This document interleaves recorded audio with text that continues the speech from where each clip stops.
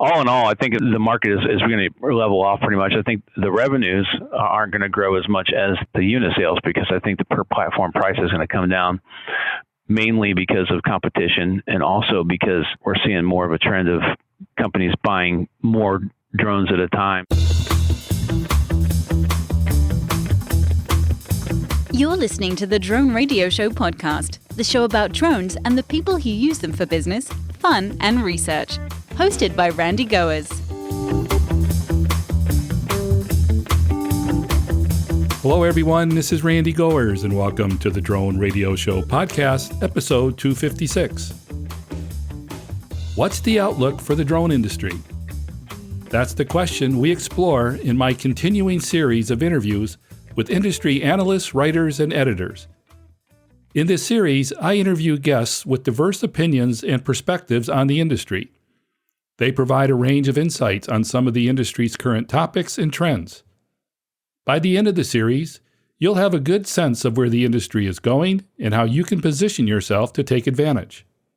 In this podcast, we hear from Michael Blades, Vice President for Frost & Sullivan's Aerospace, Defense, and Security Americas region. Frost & Sullivan is a business consulting firm involved in market research and analysis, growth strategy consulting, and corporate training across multiple industries. Michael has been with Frost & Sullivan for over 8 years as a market analyst and growth consultant and has earned a master's degree in Aerospace Operations as well as an MBA. In this episode of the Drone Radio Show, Michael talks about the current trends shaping the industry and what to look forward to in 2020. But before we hear from Michael, I want to thank those of you who are supporting my funding campaign. Whether it's $1, $100, or much more, you can help defray the cost of production and keep the podcast going and growing. Go to droneradioshow.com/donate. So let's get Michael Blades' insights on the drone industry and what to expect in 2020. Let's pick up the interview where I asked Michael to introduce himself. Okay, my name is Mike Blades. I work for Frost & Sullivan. I've been here for 8 years now after retiring from the U.S. Air Force, and I am Vice President in charge of Aerospace, Defense, and Security Research and Consulting for the Americas team. And I am currently working on a commercial UAS outlook for 2020 because my responsibilities here include basically conducting some research, but actually overseeing all the research we do on unmanned vehicles, and that would include air, land, and sea, as well as commercial, civil, and military. We'll come back to the market outlook, but one of the questions I wanted to ask is, what's your impression of the proposed remote ID rule? Basically, from a high level, I agree with most of what's out there, and that it's just overly complex. The guys from Kitty Hawk had a write-up that I thought was really good, and I think the main thing that they talked about, which I completely agree with, is to not have any of the equipment manufacturers involved in the process. To me, this should be something that's completely separate from the hardware, or at least the platform hardware. I don't think it should be something that's required by the manufacturers to include. I think that's the wrong way to go about it. Could you elaborate a little more? Hardware can be manufactured by a third party. It can, if there's even a hardware requirement. I mean, you have the Lance stuff that's going on now, where you're able to get approval to fly drones, and they know where your drone is pretty much at all times. You have the Kitty Hawk platform. You have AirMap. You have all those applications right now that can show you where those drones are flying. So I think it's just an overly complex requirement. And then I think a big issue that comes out of it is privacy. If you have all that data that's going to be stored, and I think that the NPRM has a requirement for that data to be stored at a USS for 90 days or something like that. The FAA is not in the business of privacy. So what happens with all that data? Who has access to it? Those are some of the issues that, or at least one issue that concerns me. And Travis Moran has spoken about that online as well, about, what will law enforcement be able to do or not be able to do with that data? What will they be able to do that regular people can't? How do you monitor that kind of stuff? How do you decide who's going to have access to that data and what data they're going to have access to? You're kind of going down a slippery slope there. Now, you spend most of your time looking at the market drivers. So how do you see the remote ID rule affecting the drone industry as a whole? The issue with remote ID is the FAA has said that it has to be in place before they'll allow a wide-ranging beyond visual line of sight rule, a standard rule for everyone to follow with beyond visual line of sight. So that's the main thing. The thing I don't understand is, really it's not that I don't understand it. It's just that I don't think it's required. I can understand maybe remote ID for beyond visual line of sight when you're flying over the horizon, when you're flying long distances, or even if you're flying it high, maybe outside of the 400 feet where drones fly now, because operations that require you to fly higher than that, maybe in the future it's middle mile deliveries or something like that. Or even power line inspections or whatever, where you might have to fly over 400 feet. I don't know. I'm just throwing things out there, but I could see where you may need a remote ID for that, so you can track something that's going to be flying in the same airspace as manned aviation. But even when you're flying low altitude now, I don't know that the people who are going to be flying at that low altitude are going to have access to that information to know you're there anyways. They're only going to see you if they see you with their eyes, not necessarily with any kind of electronic equipment. Does the rule in its current state move the industry forward? This remote ID is it seems more punitive. It's more of a preventative. Let's make sure we don't allow any, careless or clueless people to get out there, or just eliminate them from being able to operate. Well, people want to circumvent the rules. They're going to do that regardless. So punishing the people who are playing by the rules by making them have all these, complex requirements is a little overkill. I know that the mandate is safety, but even the FAA admits that, it's going to be difficult to enforce these rules, What's positive about the rule? I think the positive thing is that there's actually a rule out. There has to be a first step, and that's probably the largest positive. I think there's over 20,000 comments so far. So when you have that many comments, there's obviously a lot of concern. But again, if you don't have the NPRM out there, there's no way to comment and no way to craft the rules. So that's the positive thing. I think there's probably more positives in there, but when you make comments on a rule, you're not making comments on the positives, because the positives are things that you don't have to change. So I think there's, much more negative, unfortunately, but again, you can't formulate or construct a rule around no information. So if you get a lot of feedback from a lot of operators and a lot of end users out there that have been in the marketplace and in the ecosystem for years now, they can provide some pretty good feedback. It's not just operators, it's also businesses that, have many clients, and they get the feedback from a lot of those clients that they can add to their comments and give them, even more depth. So I think that's the most positive thing, is that there's an NPRM out and there's the ability to comment on it. Unfortunately, I think it's going to take several more years before we get any kind of remote ID rule in place. At least it doesn't affect current UAV operations. It might affect the status and timing of beyond visual line of sight, but if operators have a sound business model today, it shouldn't affect that. Exactly. And I think you have a good point there. I think there's so many things that are happening now with regard to adoption, and there's a trend towards scale. People are moving to scale now because, we start out with just, okay, here's drones and they can do some cool things. And then this report that I'm working on right now shows a little transition where you went from sort of do it yourself in the real early days. Then you had the DJI Phantom come out in 2013, where you had basically your first drone camera or, aerial camera package, ready to fly. Then you figured out, we can collect data with it. Now that the companies, and whether they're institutional users in the industry or whether they're third-party services, are realizing that now we have the platform, we have the data key, and we've figured out how to generate ROI with this. And the last step really is taking that to your clients and telling them that story. And that's where we're at now. So I think really the complaint has been, regulation has been slow, which is true. But again, FAA's mandate is safety, so they're trying to make sure everything's safe. Have they maybe gone too slow? Yeah, I think your Patrick Egan's and of the world would definitely say that it's been too slow, and there's probably could have been many things that could have done to make the rules allowing more commercial use earlier. But what's done is done. We have to move on from here. So the point should be, how do we make this market continue to grow? And I think that with the regulations we have, you can do a lot within 107, and the RID, with the ops over people tied to it and the beyond visual line of sight tied to it, that's all going to be slow, and it's going to be until those rules are in place, you're going to see waivers and waivers and waivers, and so you'll see increased use of ops over people and beyond visual line of sight, and more Part 135 approvals like UPS has, and those kinds of things that will increase and allow scale. And so that's where we're at now, is at least from what I see, is the service providers and the industries now are moving from just, hey, we had this trial with a few drones. We've shown that we can do an ROI. So now we're going to move to scale, and the rules will allow that to a certain degree. Within 107, you're just going to have to keep the aircraft in sight within all the parameters of 107, but you can still do a lot. The waivers for night, I don't think are going to be very difficult. The more waivers you get, the easier it is to produce similar waiver requests to get those approved. So I think there'll be more use at night if that's required, for things like solar panel inspections. And then the regulation is going to move slow, like it always does. But the last piece of the puzzle is what I was talking about earlier, and that's advocates within businesses or companies that are building their own drone capability in-house. What they need to do procedure-wise, what platforms they need to have, what sensors they need to have, what software they need to have, what procedures they go through, what their fleet management looks like, all those things, they're putting it all together. They understand that.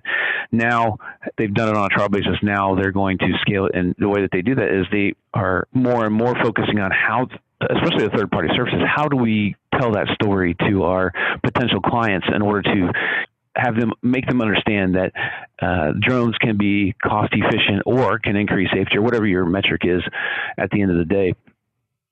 Convince them in the language of the person who's making the decisions that drones are the way to go. Of course, drones aren't always going to be the answer, but those companies that provide the services have been doing it long enough and understand what the drone capabilities are, what the data they can produce, how fast that data can be produced, how fast can be post-process, what that end product or deliverable can be, and tell the story to that decision maker why it would be better for them to use drones or include drones in their current operations as opposed to doing things the way they have been doing them.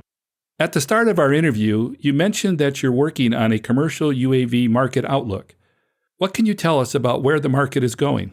One of my key predictions, there's 4 from here, but one of them is labeled drone delivery disappointment. I don't think that the last mile drone delivery market is going to be this massive hype train that not everybody, I think there's some people that agree with me. There are so many ways that you can get things in a short amount of time already. The amount of money and investment that it's going to take to develop the infrastructure that's going to be required for drone delivery. And when I say drone delivery, I mean consumer products to somebody's home.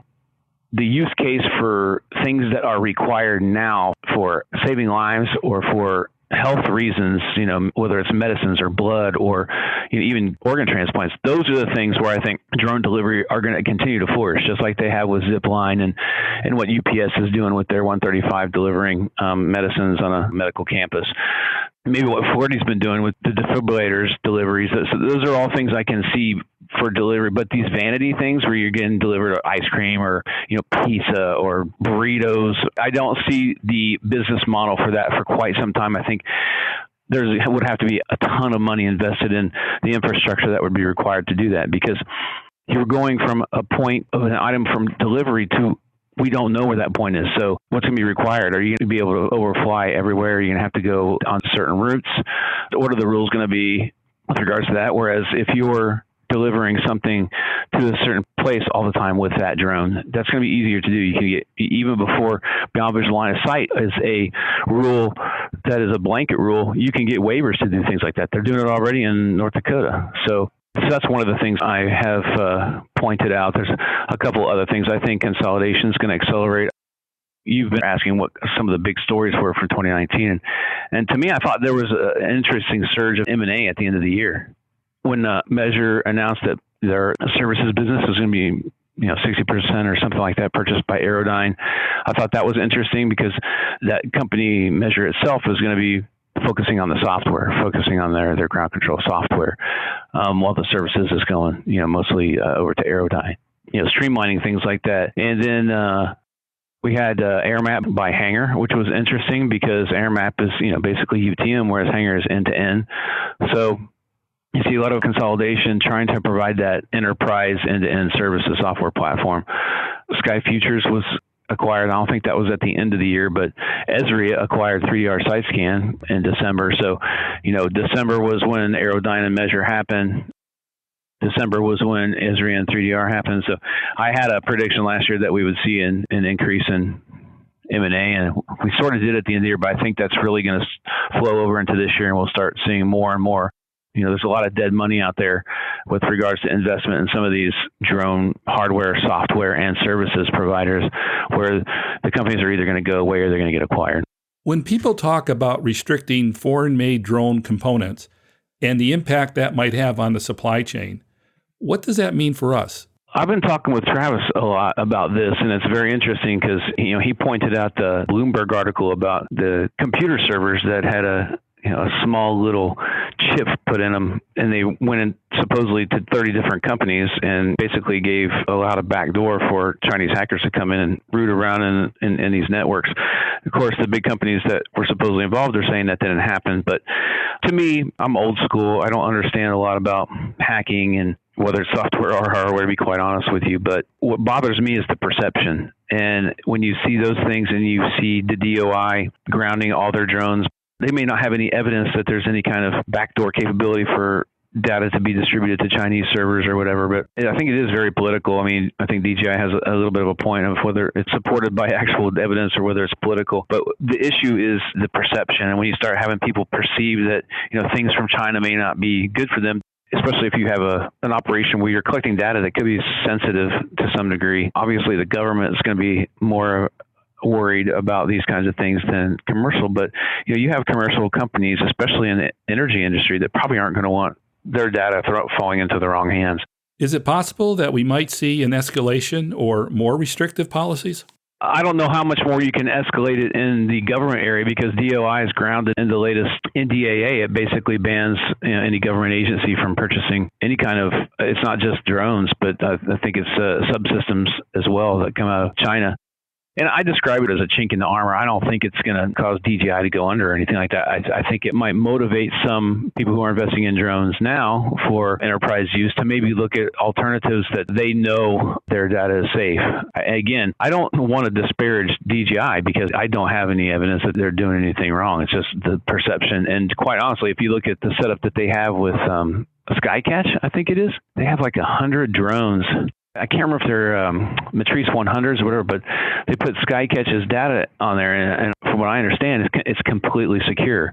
I've talked to other people who say DJI will work with you to integrate your software in there, and you're in control of all your data. Again, it comes down to perception sometimes more than reality. Yeah, and it's just a challenge getting everyone to see things from the same perspective.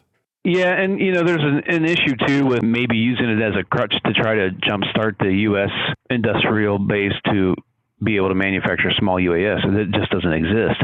I've talked to several companies that provide third-party services, and they're pretty reliant on DJI drones. And I've had more than one person say, "What happens if there's some sort of ban on DJI drones, not just at a DOI level or a government level, but on a trade level?" What if that ban happened? I mean, our ability to do just about anything would come to a standstill just because of the market share that they have. So I think that there's a little bit of motivation to try and jumpstart the industrial base to be able to mass produce small UAS, which we don't have now. I mean, there's a few companies that might be able to jump in and produce a good number of drones right now, but I don't know if there was an order for 1,000 drones. It would take any company that we have right now a lot to do that, and probably a significant investment from some sort of VC firm or set of VC firms to invest in that in order to build up that base. What about this year? Can you give us a high-level outlook for 2020? I actually think that we're kind of in a level-off period when it comes to overall global commercial drone sales from a platform perspective. I think the increase is going to be a few percent, but you're talking about still millions of units going out. But I think what we're going to see in the U.S. is a real slowdown in the purchase of the consumer and prosumer platforms, because I really do think that the mom and pop days of buying a drone and having two people create some sort of business is over, or at least minimized. I think the people who went out and did that, and if they did it successfully, they probably have customers that they can count on for, however long, but I don't think there's going to be a lot of opportunity for other small startups like that. I think the companies that really need to use drones are going to bring them in-house, and they're going to have their own drone operation, because that way they can control when the inspections are done, how the operations are done, how fleet management's basically can control that, especially if they have something that has to be done very regularly, like if it's weekly or monthly. If inspections are very often. For the things that aren't, maybe if they're once a year, once every 2 years, I think they'll go and do a hybrid solution where they have their own drones in-house, but they'll go to a third-party services company to do those one-off inspections that they may need. But from a U.S. perspective, I think that heyday is over, and I think the focus now is going to be on scaling operations within companies that already have drones in-house or a drone program in-house, and they're seeing successful ROI, so they're going to scale those operations. But that's going to be different, I think, overseas. What I've seen is there's a real increase in interest, and especially in APAC, China, for crop spraying drones. So, there's going to be tens of thousands of those crop spraying drones sold in APAC. So that's going to generate a little bit of a bump in that region. So, and then also India, with India coming online with their opening of their regulations, although that's a little bit back and forth, because after the killing of Soleimani, India went back and said, wait a minute, maybe we need to look at this again to make sure we're looking at this the right way, to make sure that drones aren't operating where we don't think they're supposed to be operating, so nothing like that.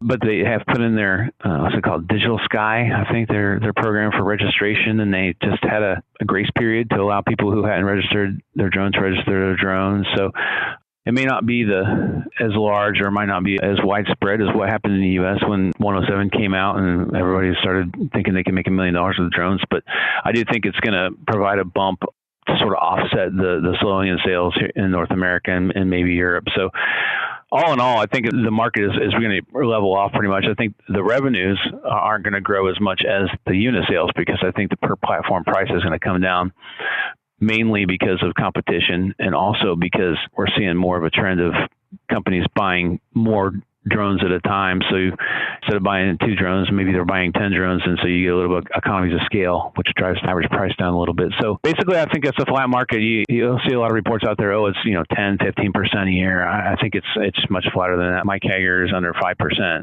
and revenue is even less than that. Again, when you're talking about millions of drones being sold for commercial purposes again each year, there's still a lot of drones. Is there anything that we missed that we should talk about? The one thing that I thought was interesting, and I thought you made a very good point, you were talking to Chris Carodi about the Part 107 renewal rates, and how Drone Coach did a survey, and it was a very high rate of renewal that they planned for their 107 after the 2-year limit was up, or the 2-year certification to recertify. And then you have the report by SUAS News that had it reduced by 70. I think it was something like 40,000 people out of 50-something thousand in the first year of getting the 107 license renewed. So it was like over 70%. So I think you're right. I think it's somewhere in between that, but I do think that tells a story. And I think it's a relatively significant amount of people who are not renewing. And I think a lot of those people are the ones that I was just talking about earlier, where they were focused on that 1 or 2 person business, where they were going to go out and take pictures, or fly over and do wedding photography or whatever it was going to be. Because a lot of the initial use, even when Colin Snow was doing his research, it jived with mine, was that the largest use was aerial photography and video. Anybody can really do that. It's kind of the lowest common denominator on the capabilities of what drones can do. And also, there were so many people in it that there was a race to the bottom. So, a lot of people got priced out of that and aren't probably doing that sort of business anymore. So, what I've observed is that for someone to remain competitive and to really grow their business, they have to specialize in something and really master it. And that takes a lot more effort than just buying a drone and saying you're in business. Yeah, that's right. And I think that's where, you kind of separating the wheat from the chaff, or the, cream rising to the top. The people who could do special sorts of applications are the ones that have survived, and they've probably, instead of doing that on their own, have translated that into helping a third-party services company build their business or something. Or I know there's a lot of pilot networks. There's pilots that do certain things, but they're probably part of services like Drone Up, and those types of services where they vet you and then they give you business based on client needs, but you've been vetted so they know that you are a Drone Up provider and you can meet certain requirements. So if you're out there and you don't have some sort of connection like that, then you're going to get passed up by the people who do have those capabilities. And the other thing that we didn't talk about was the indoor thing with regards to a remote ID, which I think is madness, because it goes back to having all the drones, within a certain time frame have to have a hardware remote ID on there. And that's another reason why I think it's a bad idea. Requiring companies that are going to be flying inside, to me, that's not airspace. To me, that's indoors. It makes no sense. That's going to kill some people's businesses. Yeah, and that's a growing area. Just ask Flyability. They're doing a lot of things indoors. That's what their drone's made for.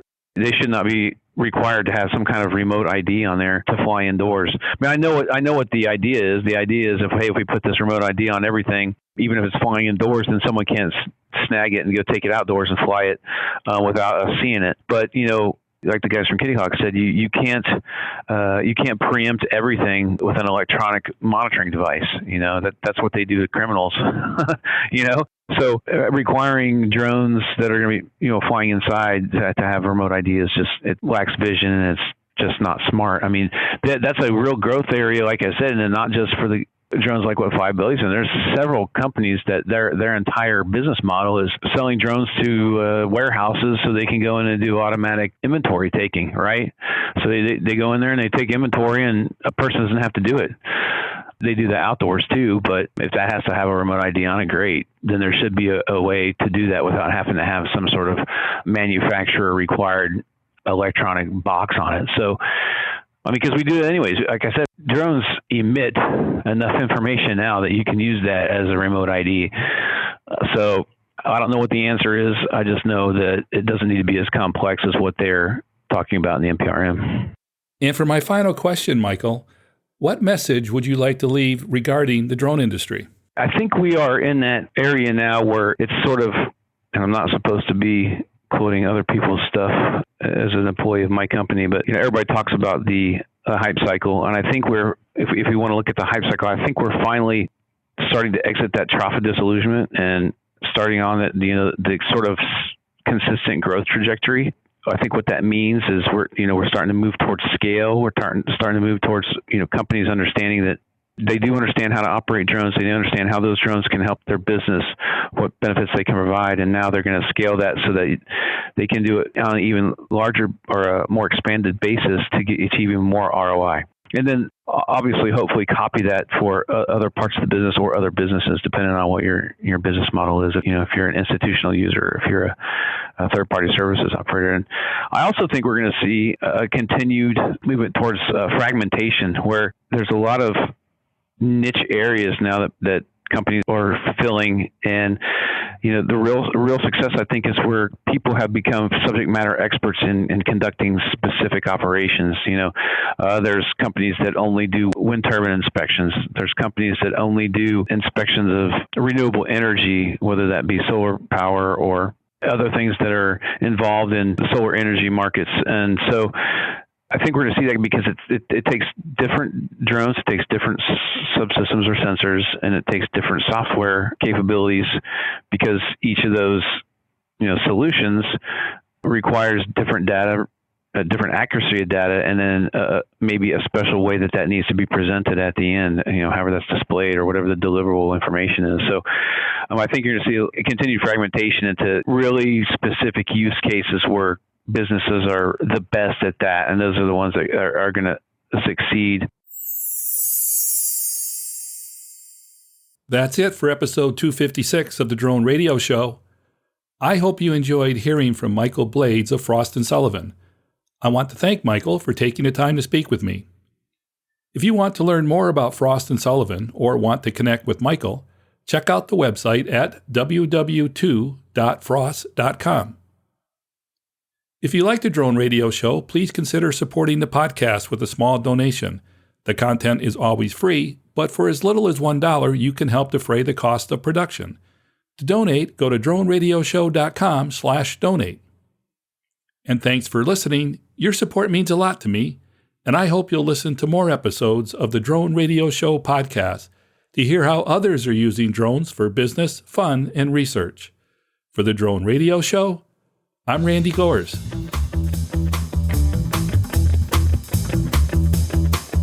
This has been the Drone Radio Show podcast. More information on today's show can be found on our website at www.droneradioshow.com.